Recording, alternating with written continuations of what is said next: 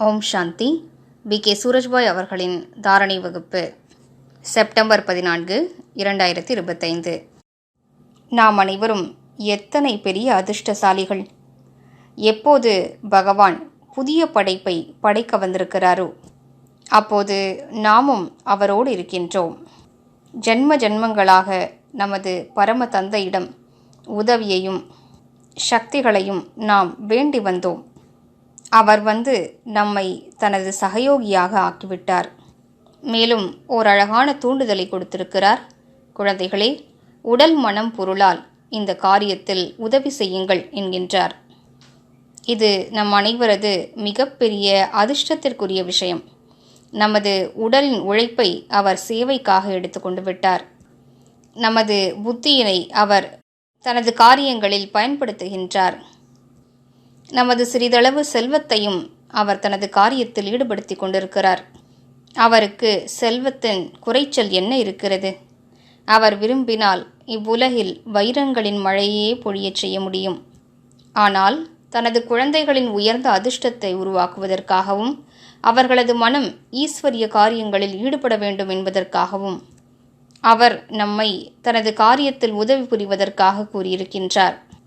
எனவே மனம் சொல் செயலால், உடல் மனம் பொருளால், நமது தகுதிகளால், நமது தாரணைகளால் நாம் அவரது காரியங்களில் உதவியாளராக ஆகிக்கொண்டே செல்வோம். ஒருபோதும் நாம் அவரது காரியங்களில் தடையாக இருக்கக்கூடாது. சில பாபாவின் குழந்தைகளே அவரது காரியங்களில் தடைகளை ஏற்படுத்துகிறார்கள். தனது அகங்காரத்தின் காரணத்தினால், தனது கோபத்தின் காரணத்தினால் தடைகளை ஏற்படுத்துகிறார்கள். யக்ஞத்தில் தடைகள் ஏற்படுவதற்கான முக்கியமான காரணங்கள் அகங்காரம் மற்றும் கோபமாகும். மேலும் தூய்மையற்ற தன்மையும் யக்ஞத்தில் தடைகள் ஏற்படுவதற்கான காரணமாக ஆகின்றது. நாம் இவற்றிலிருந்து பாதுகாப்பாக இருப்போம். ஏனென்றால் பகவானுடைய காரியத்தில் தடைகளை ஏற்படுத்துபவர்களுக்கு அவரது ஆசிர்வாதங்கள் கிடைக்கப் பெறுவதில்லை. அவர் ஒருபோதும் யாருக்கும் சாபம் வழங்குவதில்லை. ஆனால் தடைகளை ஏற்படுத்தும் ஆத்மாக்கள் அவரது ஆசிர்வாதங்கள், சுபபாவனைகள் ஆகியவற்றிலிருந்து வஞ்சிக்கப்பட்டு விடுகிறார்கள். அவரது கவனம் அப்படிப்பட்ட ஆத்மாக்களிடமிருந்து விலகிவிடுவதை போன்று ஆகிவிடுகிறது. அதன் காரணமாக அவர்கள் இவ்வுலகில் தனியானவர்களாக ஆகிவிடுகிறார்கள்.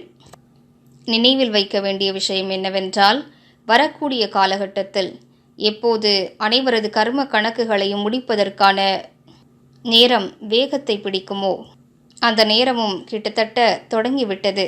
அப்படிப்பட்ட நேரத்தில் பாபாவின் உதவியின்றி எந்த ஒரு மனிதரும் சுகமடைய முடியாது.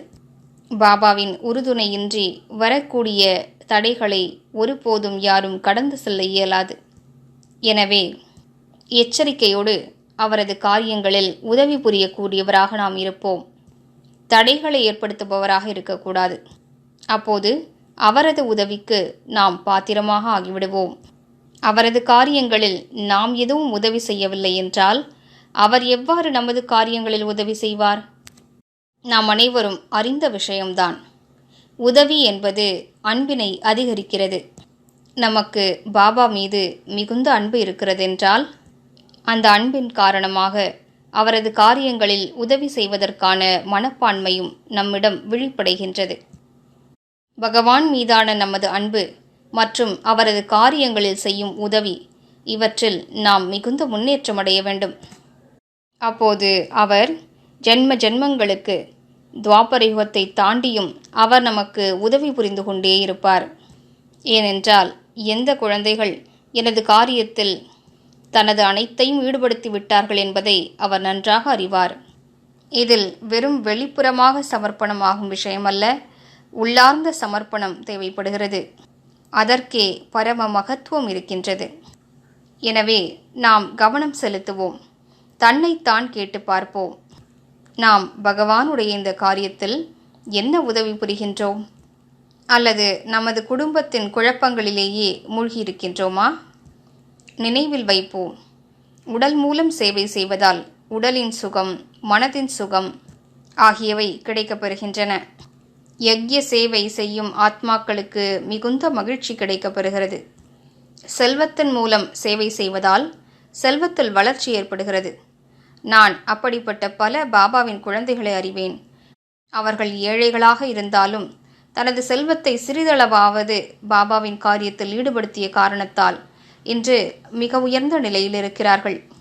அவர்களது குடும்பமும் நன்றாக இருக்கிறது. மேலும் அவர்களுக்கு அதிகமான ஈஸ்வரிய உதவியும் கிடைக்கப்பெறுகிறது. நமது திறமைகளை இறை சேவையில் ஈடுபடுத்தும் போது துவாபர யுகத்தில் அந்த கலைகளை உருவாக்குவதற்கான ஸ்தாபகராக நாம் ஆக முடியும். சொல்லப்போனால் சத்யுகத்திலிருந்தே அத்தகைய கலைகளை வளர்ப்பவர்களாக நாம் இருப்போம். எனவே வாருங்கள், இன்று முழு நாளும் பாப் தாதாவை அழைப்போம். அவரது வரமளிக்கும் கரம் என் தலை மீது இருக்கிறது என்று அனுபவம் செய்வோம். பாபா எனக்கு திருஷ்டி கொடுத்து கொண்டிருக்கிறார். இவ்வாறு பாபாவிடம் திருஷ்டி பெற்றுக்கொண்டு முழு உலகிற்கும் பல நேரங்களில் திருஷ்டி கொடுத்து கொண்டே இருப்போம். ஓம் சாந்தி.